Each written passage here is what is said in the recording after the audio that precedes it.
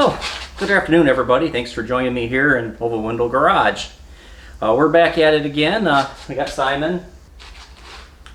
And we're still trying to figure out, ways to make him more capable of doing a drag and drive. And in the last video, we discussed the computer, and hopefully, cross our fingers, we kind of got that sorted out. I've been taking Simon here on some long extended runs. I mean, nothing like 6 summer yet, but he's been doing good. I haven't had any hiccup issues, and the only problem I'm really having is the O2 sensor.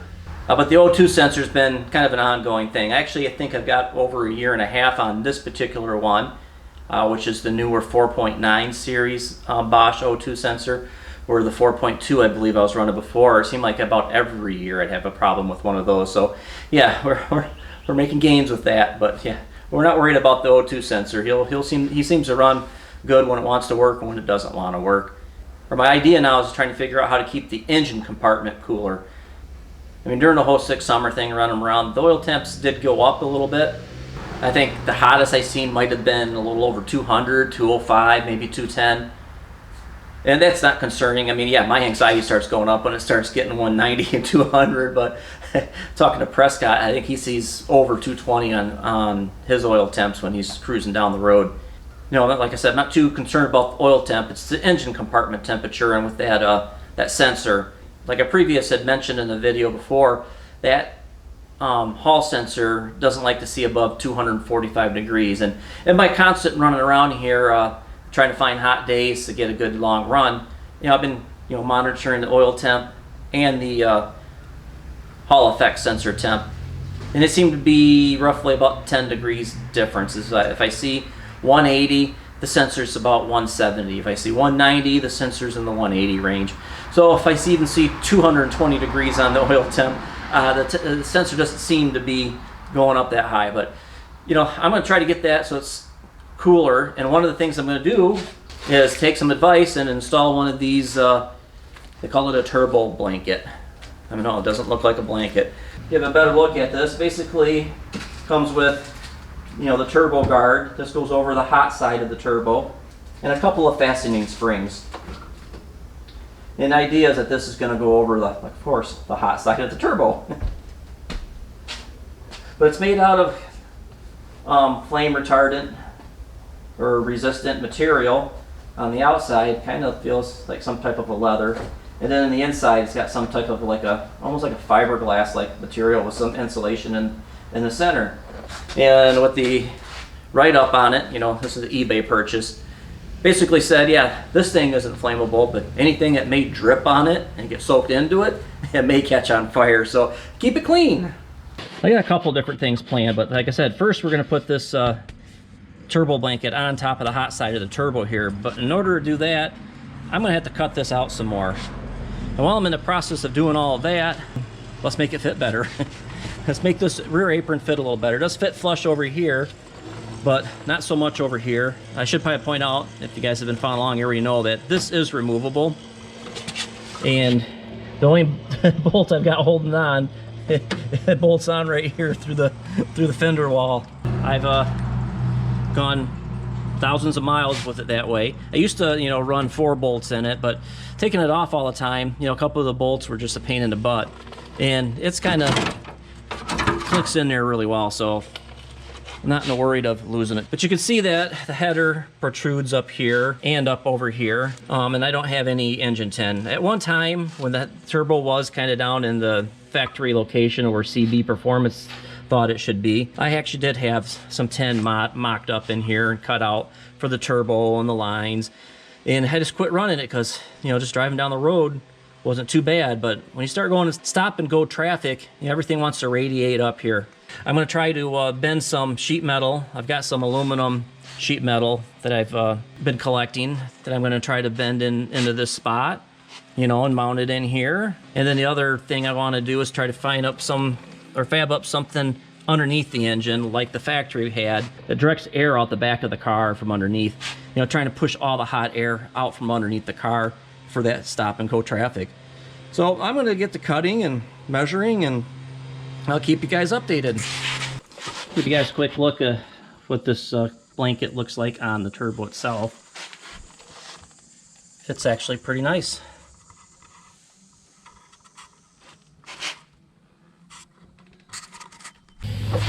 Voila! There we go. This fits a little better. Don't know if I can get it to fit any better than that. But yeah, that's the turbo blanket's gonna look like. I know it looks like it's touching here, but there's plenty of room. It's just, I can get my finger down in there. I think it should be good.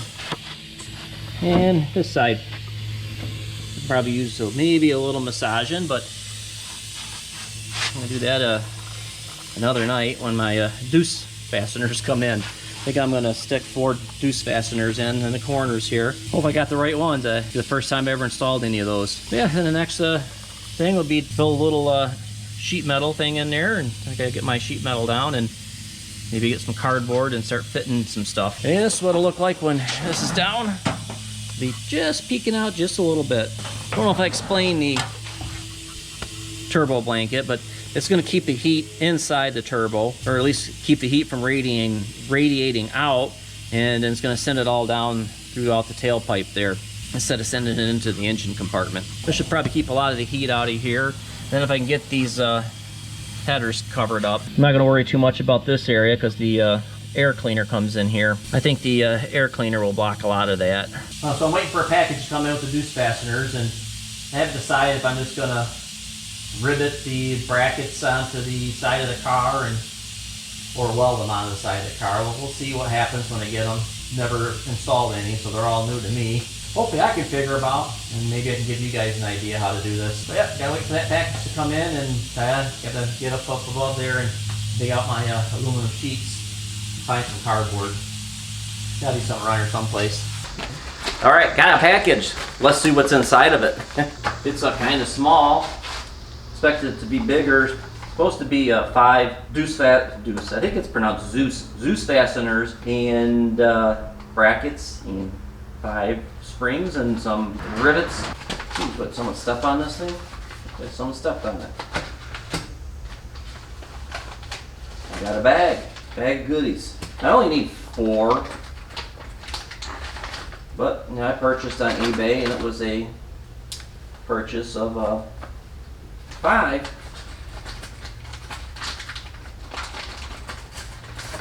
And here's what they say, they got 5 of these 400 thousandths kit.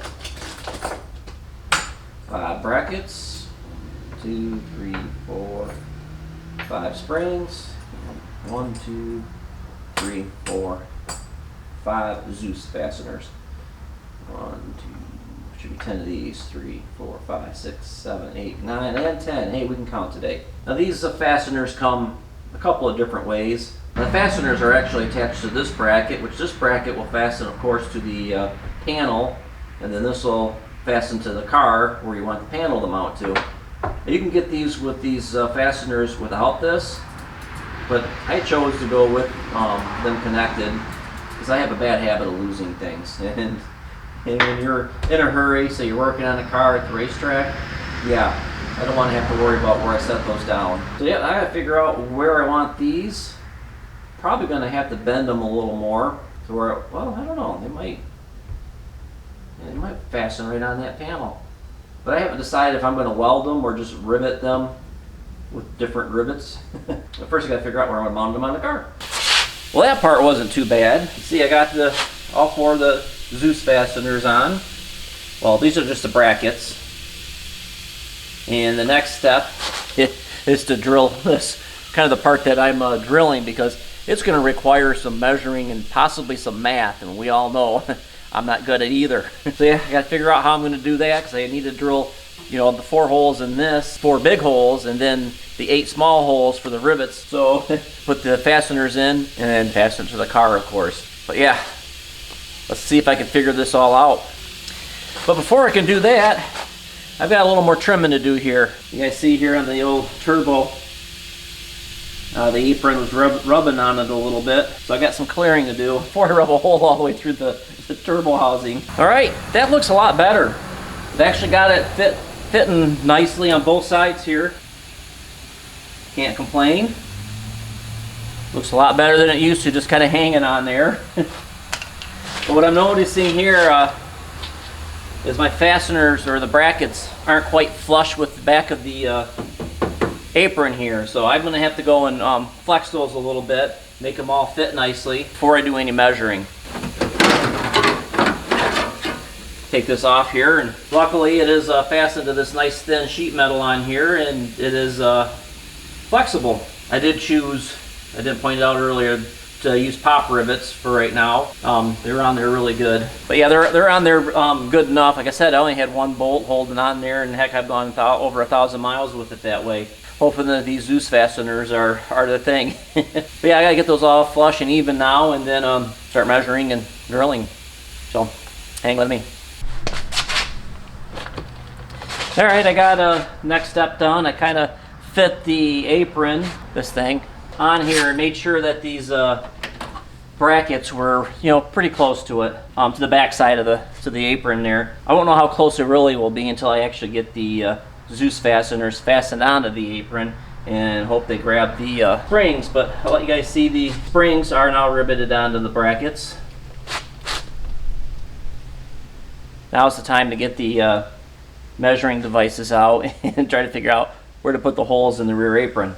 Alright, well, I kind of took a playbook out of a Motion Raceworks video where they actually use like painter tape here and kind of use some measuring points, and that way you're able to write your measurements down. And the next step will be to put the apron on, run the painter tape down the side there and do my measurements over, mark where I'm going to want to drill. Just cross your fingers, maybe take some measurements again, measure twice, cut once, or in this case, measure twice, drill once. Okay, I got it transferred over. I don't know if you guys see my scribbling on there. I'm hoping it's going to work.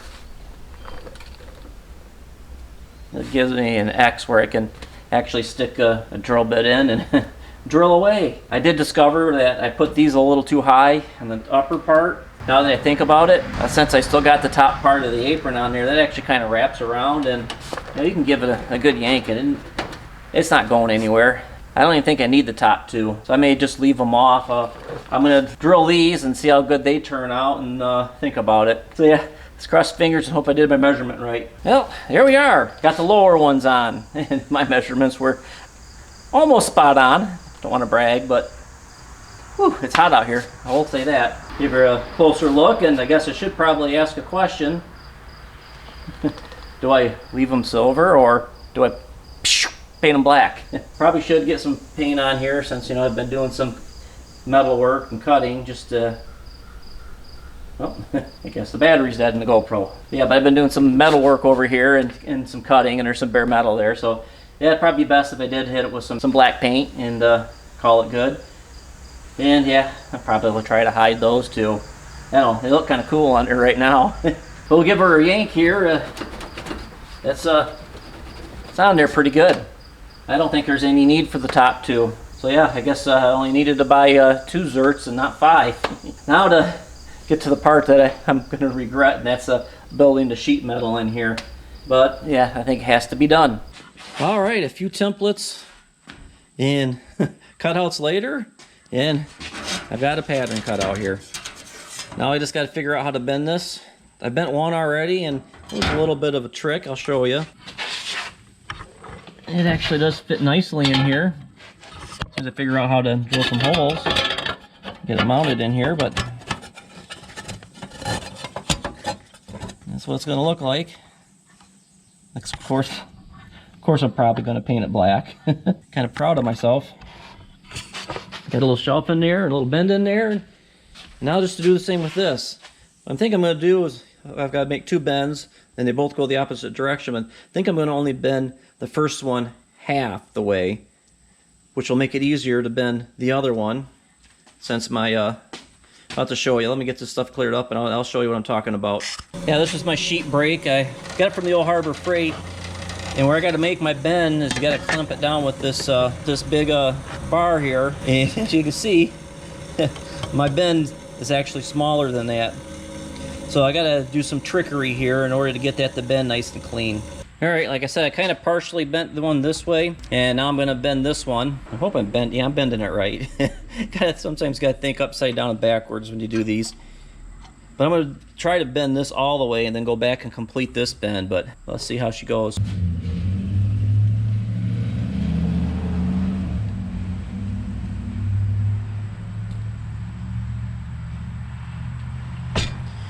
It ought to work. Let's see if we can get it back lined up the other way and finish her up here. You know, there probably is an easier way to do this, and if someone wants to leave a comment down below, please do so. It's kind of how I did the other one, but it was a little harder. Probably gonna have to bend them both again. We are mangling it. See if we can straighten her out with a couple of love taps over here on the vise.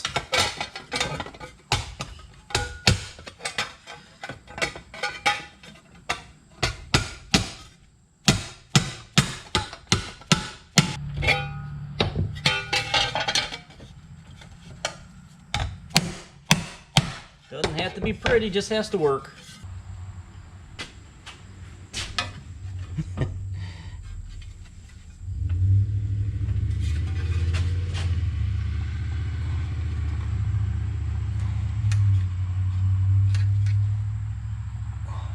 There, let's go see if it'll fit. Working down in this area, and got to get it down underneath my intake here. It'd be nice if I can actually mount these things without having to take a bunch of stuff off. But I can see already, and I had to do it on the other one, but I kind of got to clear that out with the, I just used the bench grinder to do that. So I'm going to go grind on that some, and we'll see if she's going to fit. Alrighty. You guys have already seen this one. Get it up on the edge, it might stay there. That's where that one's going to go. And then I did some trimming on this one. Guess it's not going to stay. That's why we need to bolt it down. But this one I kind of got it all kind of trimmed, and once we get it bolted down, it's going to look good. You know, I may take a little bit more off right here just to kind of make this look pretty. I kind of like it so you can still kind of see the pulley tin there. And then we got a hole right on the back side there we got to try to figure out how to hit. And then we've got a hole back on this side we got to figure out how to hit. And so once I figure that out, we'll start drilling and cutting, and I think I need to find some nuts, or not nuts, just some bolts.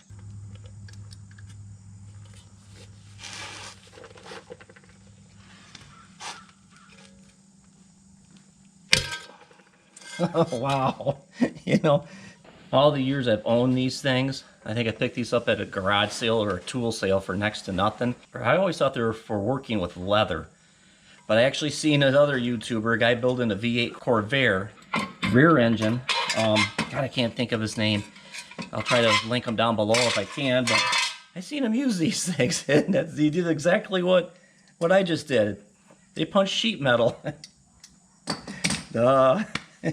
You can learn something new every day. Just let your mind take it in. Wow, now to see if these holes line up, and possibly have to make them a little bigger, and I got to go through. I may have bigger bits.